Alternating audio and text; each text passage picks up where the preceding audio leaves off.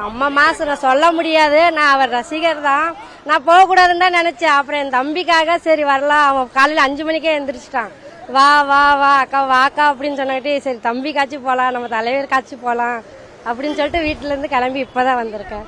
ஆமாம், தீவிரமான ரசிகர், அவ்வளோதான். ஆமாம், சின்ன வயசுலேருந்தே இருந்து.